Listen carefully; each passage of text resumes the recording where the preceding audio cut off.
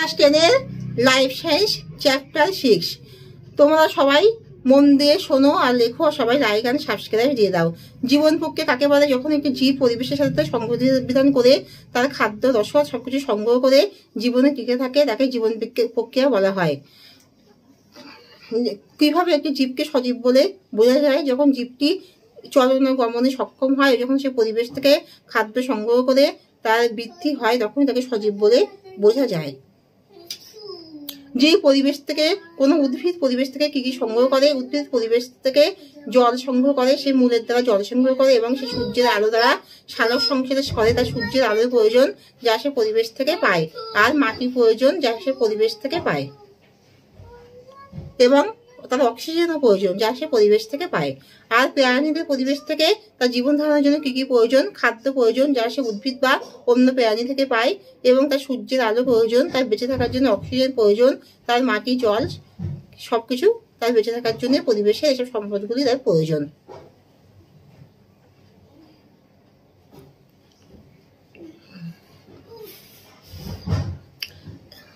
উদ্ভিদের পরিবহন তন্ত্র কিভাবে কাজ করে? পরিবহন তন্ত্রের বিভিন্ন অঙ্গগুলি কি কি?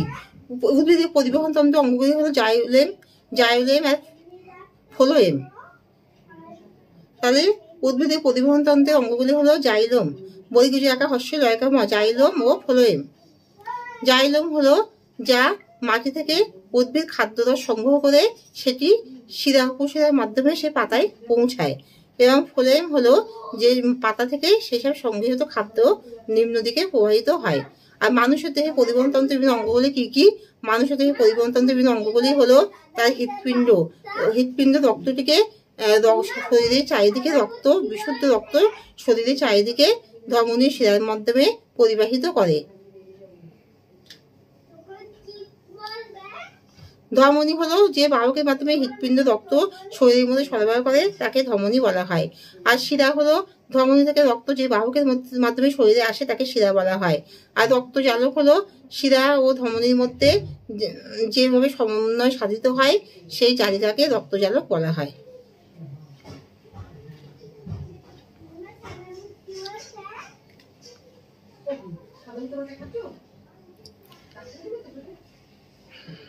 এইভাবে জীব তার জীবন বিক্রিয়াতে সে পরিবেশের মাধ্যমে পরিবেশের বিভিন্ন উপাদান থেকে সে খাদ্য সংগ্রহ করে জীব পরিবেশে টিকে থাকতে পারে।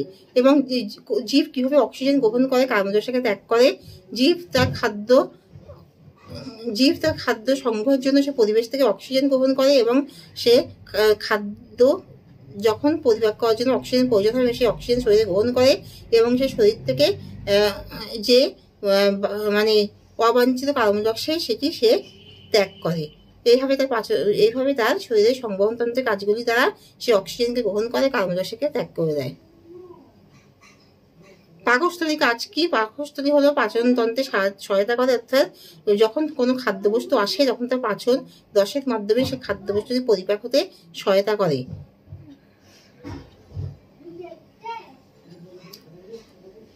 এখানে শেষ করছি, তোমরা সবাই লাইক আর সাবস্ক্রাইবটা দিয়ে দাও।